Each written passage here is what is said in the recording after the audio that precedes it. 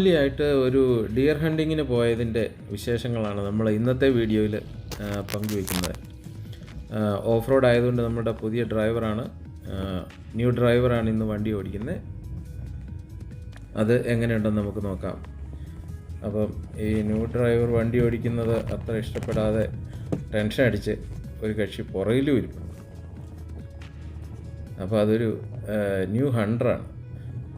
ഈ ഡ്രൈവർ ഹണ്ടിങ്ങിന് കൂടെ പോരാൻ പോയിട്ട് കുറേ വർഷമായി, പക്ഷേ ന്യൂ ഹണ്ടർ ആദ്യമായിട്ടാണ്.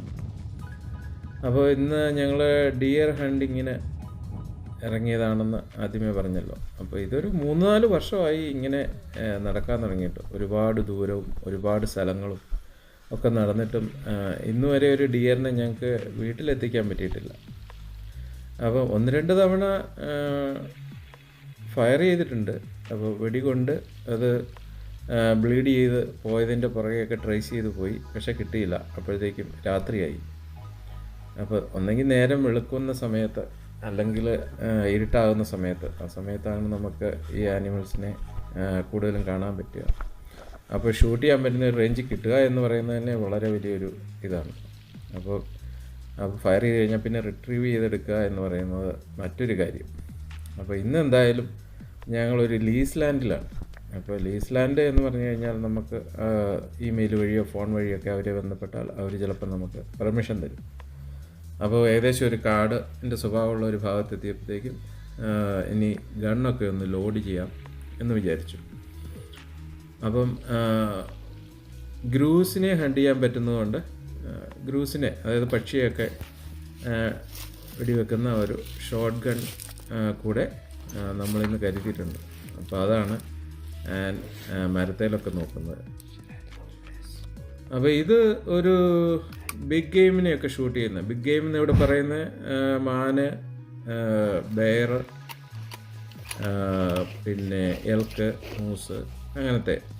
അപ്പോൾ ഇത് 30-06 എന്ന് പറയും. ഇതൊരു സാവേജ് ബ്രാൻഡാണ്. അപ്പോൾ അതിൽ നമുക്ക് അതിൻ്റെ ഒരു മാഗസിനകത്ത് 4 കാട്രിഡ്ജും പിന്നെ ചേമ്പറിനകത്ത് ഒരെണ്ണം കൂടെ ലോഡ് ചെയ്ത് അങ്ങനെ 5 കാട്രിഡ്ജ് ഒരേ സമയത്ത് നമുക്കതിനകത്ത് ഉൾക്കൊള്ളിക്കാൻ പറ്റും.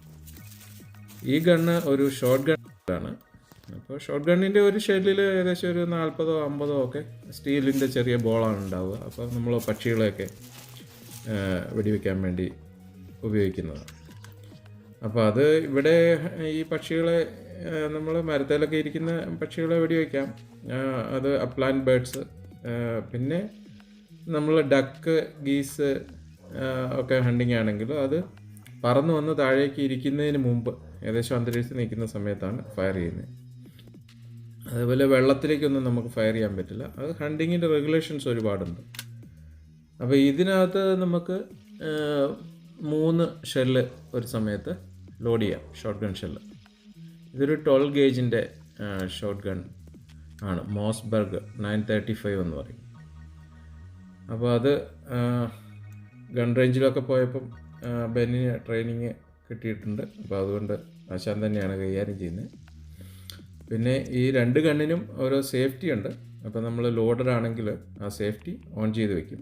അപ്പോൾ നമ്മൾ അറിയാതെ ട്രിഗറിൽ വിരൽ തൊട്ടാലും അത് ഫയർ ആകാതിരിക്കാൻ വേണ്ടി. പക്ഷേ ഒരു കാരണവശാലും ആ സേഫ്റ്റിയെ ഡിപ്പെൻഡ് ചെയ്യരുത് എന്നാണ് ഗൺ സേഫ്റ്റിയിൽ പഠിക്കുന്നത്. അതുകൊണ്ട് ഒരു കാരണവശാലും ഗണ്ണിൻ്റെ ബാരൽ മറ്റുള്ള വ്യക്തികളുടെ നേരെ കൊണ്ടു നടക്കാൻ പാടില്ല, നമ്മൾ ലോഡ് ചെയ്യുമ്പോൾ പ്രത്യേകിച്ചും.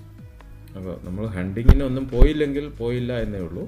എന്തെങ്കിലും ഒരു ആക്സിഡൻറ്റ് പറ്റിക്കഴിഞ്ഞാൽ അത് ഒരു കാലത്തും പിന്നെ നികത്താൻ പറ്റാത്ത ഒരു സംഭവമായിരിക്കും. അതുകൊണ്ട് ഗൺ സേഫ്റ്റി പ്രത്യേകിച്ച് അതിന് ഷോൾഡർ തൂക്കിയിടാനുള്ള ലാനിയാഡ് മേടിച്ച് ലാനിയാഡ് ഉൾപ്പെടെ വേണം നമ്മൾ ഹണ്ടിങ്ങിനൊക്കെ പോകുമ്പോൾ ഗണ്ണുമായിട്ട് നടക്കാൻ. അല്ലാതെ ആൾക്കാർ പോകുന്ന കണ്ടിട്ടുണ്ട്, അതുകൊണ്ടൊന്ന് പറഞ്ഞതേ ഉള്ളൂ. അപ്പോൾ ഇത് ഏകദേശം ഒരു വലിയൊരു കാടിൻ്റെ ഒരു അന്തരീക്ഷം തന്നെയാണ്. നമുക്ക് വീഡിയോയിൽ കാണുമ്പോൾ അത്ര തോന്നില്ലെങ്കിലും നമുക്ക് ഏകദേശം ഒരു 10-15-20 അടിക്ക് അപ്പുറത്തേക്കൊന്നും കാണാൻ പറ്റില്ലാത്ത രീതിയിൽ പുല്ലൊക്കെ പൊങ്ങി നിൽക്കുന്ന ഒരു സ്ഥലമാണ്. അപ്പം നമ്മളിങ്ങനെ ദൂരെ നിന്ന് നോക്കിയപ്പോൾ അവിടെ ഒരു മരത്തിൻ്റെ മുകളിലൊരു സ്റ്റാൻഡ് കെട്ടിവെച്ചേക്കുന്നത് കണ്ട് അതിൻ്റെ അടുത്തേക്ക് നമ്മൾ വന്നു. അപ്പോൾ ആ മരത്തിന് മുകളിൽ കയറി നിന്നപ്പം ദൂരെ ഒരു വൈറ്റ് ഡിയർ കണ്ടു. അത് നമ്മൾ അവിടെ നിന്ന് ഫയർ ചെയ്തു. അപ്പോൾ ആദ്യത്തെ വെടി കൊണ്ടപ്പം അത് കുറച്ചൊന്ന് മൂവ് ചെയ്തു. അപ്പോൾ ഒരു ഷോട്ടൂടെ എടുക്കേണ്ടി വന്നു. അപ്പോൾ അതിനുശേഷം ഇറങ്ങി. പിന്നെ നമ്മളൊരു 10-30 മിനിറ്റ് വെയിറ്റ് ചെയ്യണം എന്നുള്ളതാണ് ഹണ്ടിങ്ങിൻ്റെ നമ്മുടെ ഒരു രീതി. കാരണം ഒരു പക്ഷേ അത് സ്റ്റിൽ ആക്റ്റീവ് ആണെങ്കിൽ നമ്മൾ അടുത്ത് ചെല്ലുമ്പോൾ ചിലപ്പോൾ നമുക്ക് എന്തെങ്കിലും പരിക്ക് പറ്റാൻ സാധ്യതയുണ്ട് അത് റിയാക്ട് ചെയ്ത് കഴിഞ്ഞാൽ. അപ്പോൾ എന്തായാലും അതിനുശേഷം ഇതിനെ സെർച്ച് ചെയ്ത് നമ്മൾ പോവുകയാണ്. അപ്പം ഒരാൾ പൊക്കത്തിൽ പുല്ല് നിൽക്കുന്ന ഒരു ഏരിയയാണ്. അപ്പം ഞങ്ങൾ പോകുന്ന വഴിക്ക് അവിടെ മൂസിൻ്റെ ഡ്രോപ്പിങ്സ് കണ്ടു. അപ്പം അത് ആണിപ്പം ഞങ്ങൾ നോക്കുന്നത്. അപ്പോൾ അവിടെ മൂസും ഡിയറും എല്ലാം ഉള്ള ഏരിയയാണ്. ഇവിടെ ഗ്രിസ്ലി ബെയറിനെ കണ്ടിട്ടുണ്ടെന്നാണ് ഒരു ഹണ്ടർ എന്നോട് പറഞ്ഞു അവിടെ വെച്ച് ഉള്ളത്. അതേപോലെ എൽക്ക്. പക്ഷേ പകലൊന്നും നമ്മൾ അത്ര സാധനങ്ങളെ ആ ഏരിയ കണ്ടിട്ടില്ല. ഡിയറിനെ മാത്രമേ കണ്ടിട്ടുള്ളൂ. അങ്ങനെ നമ്മൾ മുന്നോട്ട് പോകുന്ന സമയത്ത് പെട്ടെന്ന് പുല്ലിനകത്തൊരു അനക്കം കണ്ടു. അപ്പം നമുക്ക് ഏകദേശം പ്രതീക്ഷയുണ്ട് ആ ഡയറക്ഷനിലാണ് വെടി കൊണ്ടിട്ട് ഇവന് മുന്നോട്ട് മാറിയിരിക്കുന്നതെന്നുള്ളത്. അപ്പോൾ ഏകദേശം പുല്ലൊക്കെ ഇത്രയും പൊക്കമുള്ളതുകൊണ്ട് നമുക്ക് അധികം ദൂരേക്ക് കാഴ്ച കിട്ടില്ല. അപ്പം ഇവിടെ കയോട്ട്സ് ഒക്കെ ഉള്ള ഒരു ഏരിയയാണ്. പക്ഷേ മാനിനെ നമുക്ക് കണ്ടുപിടിക്കാൻ പറ്റി. അവൻ സ്റ്റിൽ ആക്റ്റീവാണ്. അപ്പോൾ അങ്ങനെ വീണ്ടും ഫയർ ചെയ്യേണ്ടി വന്നു. അപ്പോൾ അത് നമുക്ക് ഈ സ്ലോ മോഷനായിട്ടുള്ള വീഡിയോയിൽ നമുക്ക് കാണാം. ആ ഒരു ഷോട്ടോട് കൂടി അവൻ ഏകദേശം സൈഡായി. അപ്പം എങ്കിലും നമ്മൾ വളരെ ശ്രദ്ധിച്ച് കരുതി വേണം അപ്രോച്ച് ചെയ്യാൻ വേണ്ടി. കാരണം പ്രത്യേകിച്ച് പിള്ളേരൊക്കെ ഉണ്ട്. അപ്പം അവർക്ക് ഫസ്റ്റ് എക്സ്പീരിയൻസ് ആണ്. അപ്പം എനിക്കും ഇതൊരു ഫസ്റ്റ് എക്സ്പീരിയൻസ് ആണ് ഇങ്ങനെ ഇത്രയും ക്ലോസ് ആയിട്ട് നമ്മളൊരു ഫൈനൽ സ്റ്റേജിലേക്ക് എത്തുന്നത്. അപ്പോൾ നമ്മൾ യൂട്യൂബിലൊക്കെ വീഡിയോസിലൊക്കെ ഇങ്ങനെ ധാരാളം കാണാറുണ്ടെങ്കിലും ഇതൊരു ഫസ്റ്റ് ടൈം ലൈഫ് എക്സ്പീരിയൻസ് ആണ്. അപ്പം when the game down the fun begins. Game എന്ന് വെച്ച് കഴിഞ്ഞാൽ ഈ ആനിമൽ, അതാണ് ഇവിടെ ഹണ്ടേഴ്സ് ഉപയോഗിക്കുന്ന ഒരു ടേം. എന്ന് പറഞ്ഞു കഴിഞ്ഞാൽ ഇനി ഇതിനെ ഫീൽഡ് ഡ്രസ് ചെയ്യണം, പിന്നെ ഇവനെ വണ്ടി കിടക്കുന്ന സ്ഥലത്തേക്ക് എത്തിക്കണം. അപ്പോൾ അതിന് ATV ഒക്കെ ഉണ്ടെങ്കിൽ വളരെ സൗകര്യമാണ്. ATV എന്ന് പറഞ്ഞാൽ ക്വാഡ്, അങ്ങനത്തെ ഇത് സാധാരണ നമ്മൾ ക്വാഡുമായിട്ടൊക്കെ ഇറങ്ങാനുള്ളതാണ്. ഇന്ന് ക്വാഡ് കൊണ്ടുവന്നിട്ടില്ല. അപ്പോൾ ട്രക്ക് ഏകദേശം ഒരു 1.5 കിലോമീറ്റർ ദൂരെയാണ് കിടക്കുന്നത്. അപ്പം എന്തായാലും ഈ വീഡിയോ നമ്മൾ നേരത്തെ ഈ ഹണ്ടിങ്ങിന് പോയ സമയത്ത് ഓരോ ഫോണിലും ഇതിലുമൊക്കെ എടുത്തതാണ്.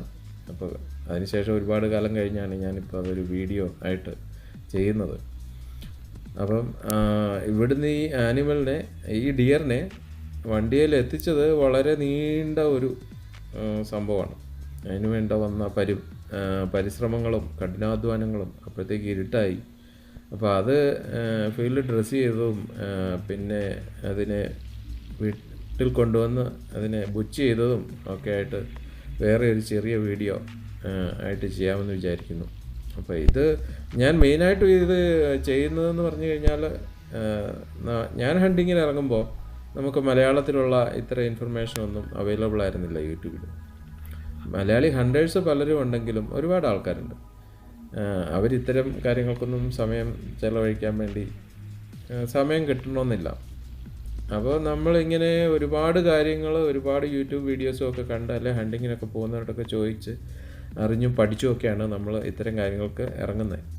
അപ്പോൾ ആരെങ്കിലും താല്പര്യമുള്ളവരുണ്ടെങ്കിൽ അവർ സെർച്ച് ചെയ്യുമ്പോൾ ഇതൊരു എന്തെങ്കിലും ഒരു ഉപകാരം അവർക്ക് കിട്ടുവാണെങ്കിൽ ഞാൻ ഈ പോസ്റ്റ് ചെയ്യുന്ന വീഡിയോ കൊണ്ട് ഒരു റീസണിങ് ആവും അതിന്.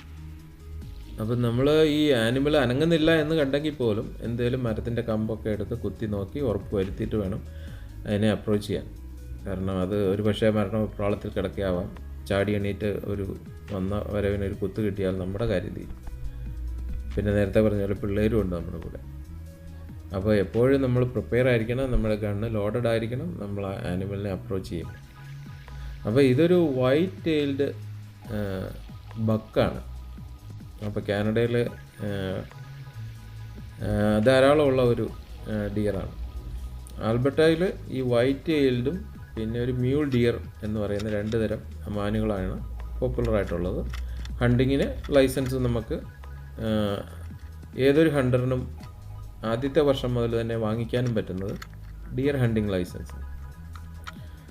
അപ്പോൾ നമുക്കിവിടെ ഹണ്ടിങ്ങിൻ്റെ റെഗുലേഷൻസ് വളരെ സ്ട്രിക്റ്റ് ആണ്. അപ്പോൾ അത് ഹണ്ടിങ്ങിൻ്റെ നമ്മളൊരു കോഴ്സ് ചെയ്യണം. ആദ്യമായിട്ട് ഹണ്ടിങ്ങിന് പോകുന്നവർ ഒരു 10 മണിക്കൂർ ഓൺലൈൻ കോഴ്സാണ്. അത് പലപ്പോഴായിട്ട് ചെയ്താൽ മതി.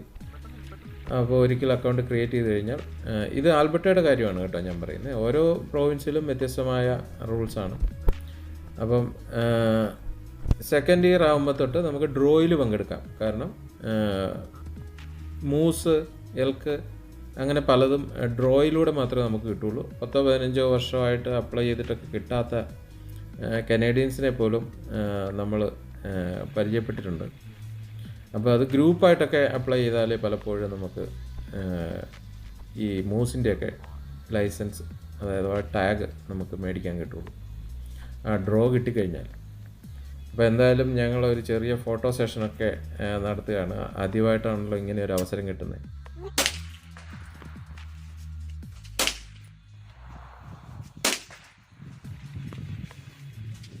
Are you ready? അല്ല, റെഡി അല്ല.